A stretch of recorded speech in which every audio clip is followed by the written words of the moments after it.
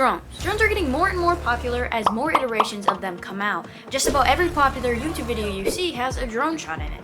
But what if I told you these things aren't just for drone shots, you can actually make money off of it too, or at least that's my theory. And here's my plan. Real estate drone photography is getting more and more standardized as the market is getting the most competitive it's ever been. Step 1, acquire my Part 107 license. That cost $175. I'm gonna be like $500 into this before I can even start the side hustle. So like and subscribe, because I'm risking it for the biscuit. Step 2, get a picture of my house and a friend's house that's on the water so I have a good example of what the real estate agent would be getting. Step 3, go on Zillow, cold call a whole bunch of people and be like, hey, let me take pictures of your property. Step 4, reach the goal of breaking even on this thing and maybe paying off for the license as well. So, straight into the grind. I am cringing everywhere. Blech. Drones. The FAA Part 107 certificate. It's literally just the driver's license for the air saying like, hey, I'm not gonna run into an airplane and explode something. I'm about to take my first practice test for the Part 107 and I'll let you guys know how that goes.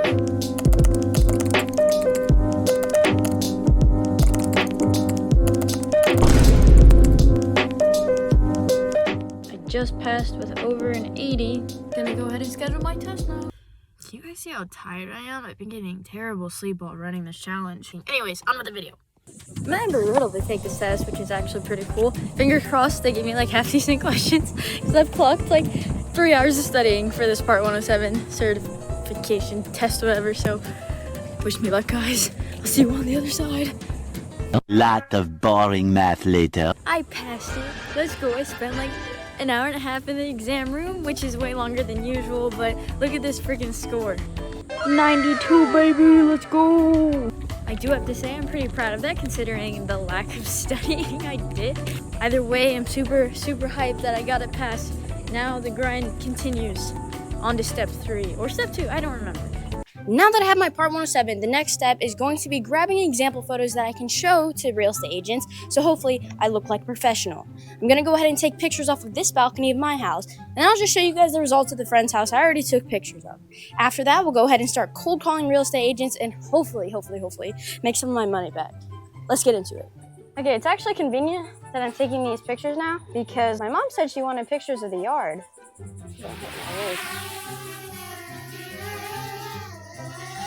Nice.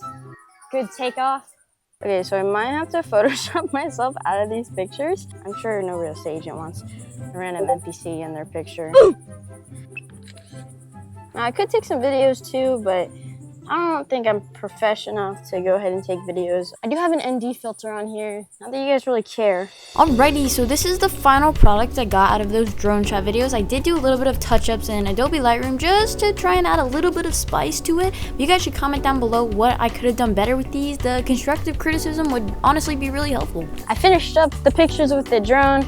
We're gonna go ahead and start cold calling people basically, or come up with a process that would help me do that. So something I did while I was waiting for the temporary Part 107 pass to come in was I made an Excel spreadsheet of all the houses that were in my area that didn't have a drone shot in their listing. I'll show you guys that Excel spreadsheet right now.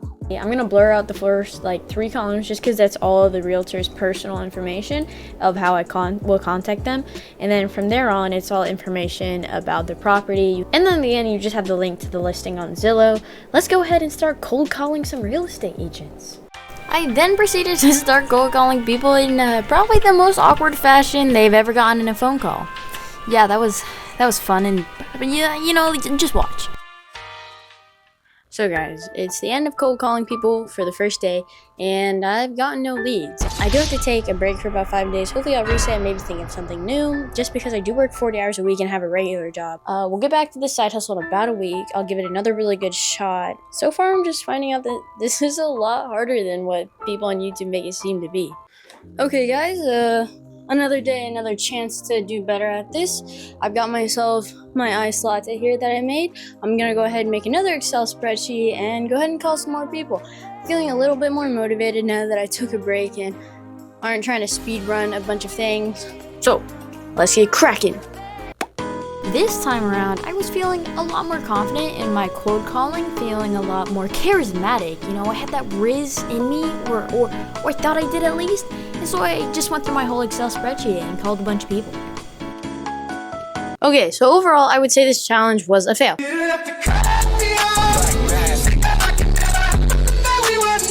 If this is anything like freelance photography, seriously props to you guys, because this was a difficult challenge.